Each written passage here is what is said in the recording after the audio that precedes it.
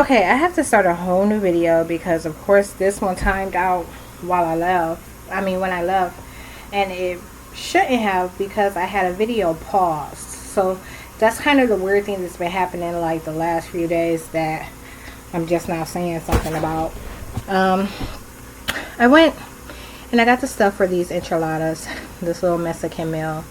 And they were talking on the way. They were talking about how we want marsupials to see what happens when they give her these cravings, because we got so many people that's eating Taco Bell and that eat Taco Bell on the regular, they ain't able to be in the same headspace. They ain't able to act like she's with them. So I didn't allow that to detour me. And you know, I told you I've tried it all. You know, like when they're open about a curse, I try to avoid it and all kinds of things. But in this case, I was really like, I've had spaghetti the last 3 days. You know, after I made that spaghetti, that's what I've been eating off of. I've had like 2.5 to 3 bowls a day for the last 3 days.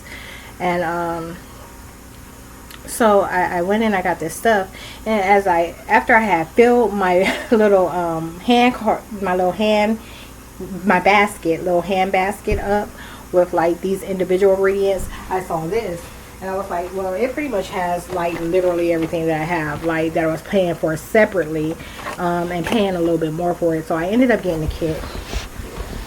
Can't turn the light on because I'm in a bra, but I ended up getting the kit instead. So I got that. I got some sour cream. They didn't have any shredded lettuce, so I'm gonna have to like put in a little bit of oil work on this lettuce.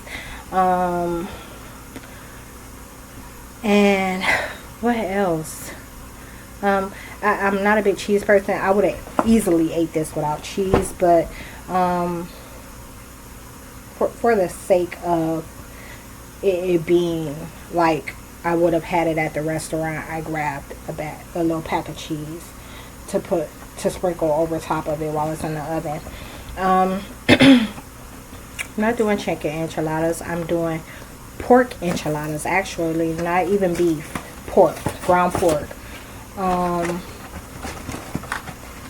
And you know I'm out of food stamps. I only got $2 left on my food stamp card. So, oh, and these are way smaller. I should have got the other ones. Man, these ain't the right size. I don't think I'm going to be able to put these in the oven. It is always something. Wait, let me see. Okay, so I'm just not going to be able to fold these like I want to fold them. That's all that is. Like, I do things a certain way. And I've never purchased one of these kits, so I have to keep that in mind not to get one again. What was I going to say? So look, check this out. I'm going to Acme to get this stuff for the enchiladas, and I'm going to the liquor store to get some Ciroc because that's what I had a taste for. And when I get to the liquor store, you know, I noticed this little odd behavior outside, you know, like, and while I was in Acme, first of all, when I went to Acme, they attacked me so fucking bad. It was like I walked into the university, like Brent's library at the university. It was like that's what I walked into. And when I would walk into there, they would attack my head like with radiation and stuff so bad that like I start to overheat, and it makes you feel really drained of energy, and it makes you feel I don't want to say lightheaded because that's really not the word that I'm looking for. There's another way to explain it, but so it's draining. It has like a panic effect. Like the way you'll begin to breathe from it is almost as if you're panicking. I'm like, oh my, like damn, like that kind of thing. You know what I'm saying? Like, and I have my face mask on top of that. So, drained, hot, overheating. It's a cognitive attack, okay? It's an attack on the mind because they're lying about who you are. So they're claiming that you're like someone that's kind of very sickly. that's who they were painting me to be, and they were calling me Kelly Bunsen. They had a couple of cars like hers in place throughout the day that served as decoys. They yeah, but you could tell that they're calling you someone that you're not. Like, when you, it's like if you saw Kelly and the government made you feel like Kelly, you would know that that's her that they're making you feel like.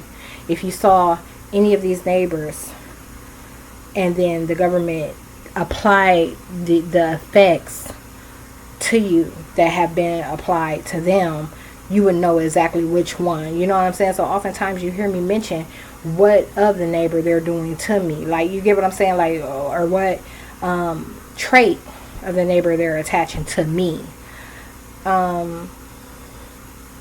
So yeah, that's what happened at Acme. But then I go to the liquor store and I get in there, like, so there's a car. I leave a space for a car to pull in between me and another car, right?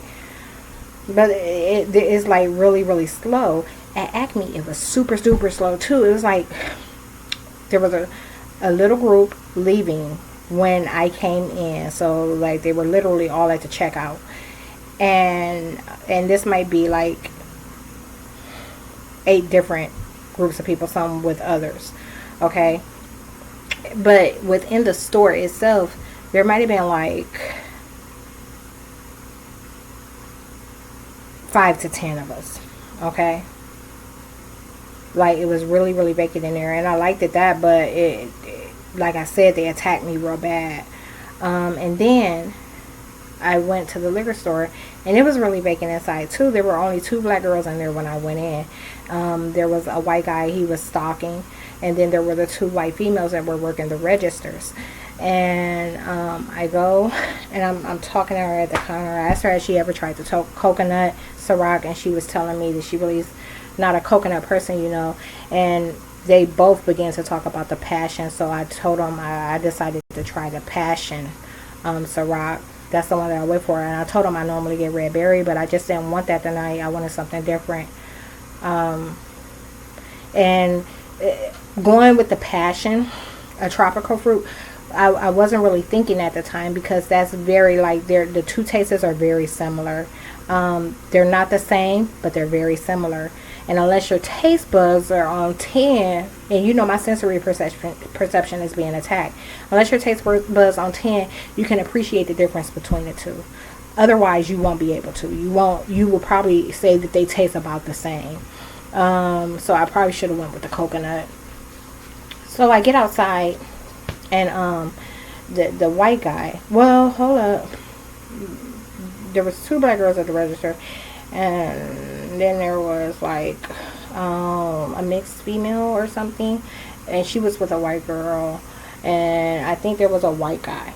And so when I get outside, the white guy, he's sitting in the same big blue truck that I had walked around to come in, and there's a semi without his load parked, like there with his lights on when I got there.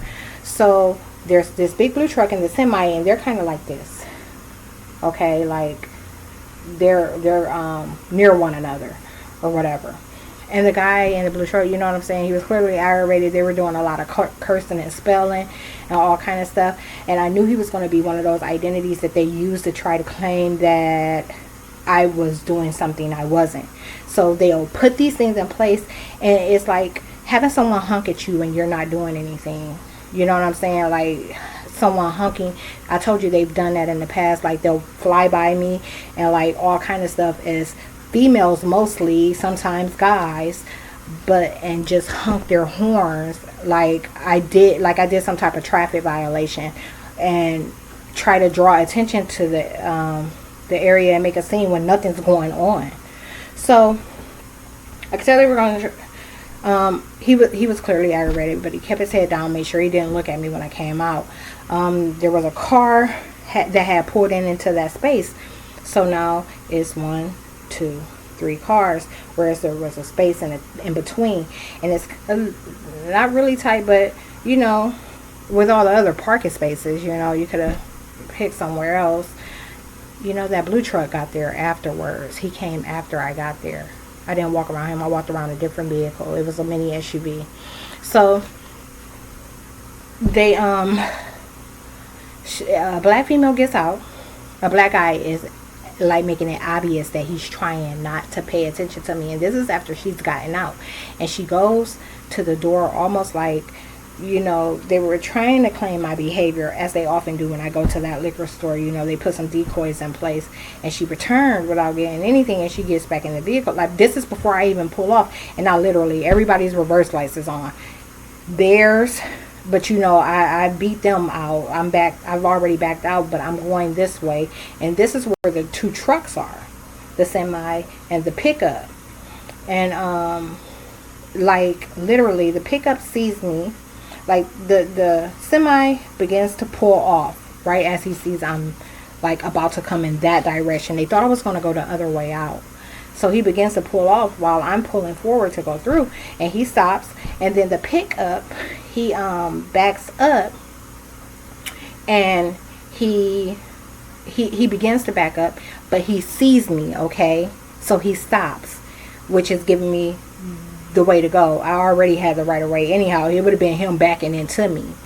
So I go, but he got mad that I went, as if there wasn't no room for me to let him back out. That's what he did. Like he waited till I was up on, you know what I'm saying? Like, it ain't paying attention or whatever. So I go by, you know, and as I was passing him, he let his foot off the brake and hit his brake again so that the light would flash, and was acting as if, you know, I drove behind him while he was backing out.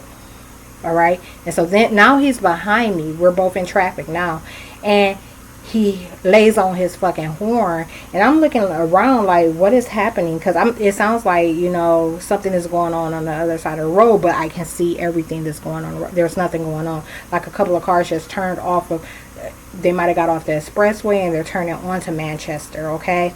So nothing's going on, and he flies like he ain't even got no business being behind me for the lane he was trying to take. He did it all on purpose and tried to make a scene and act like something happened that didn't.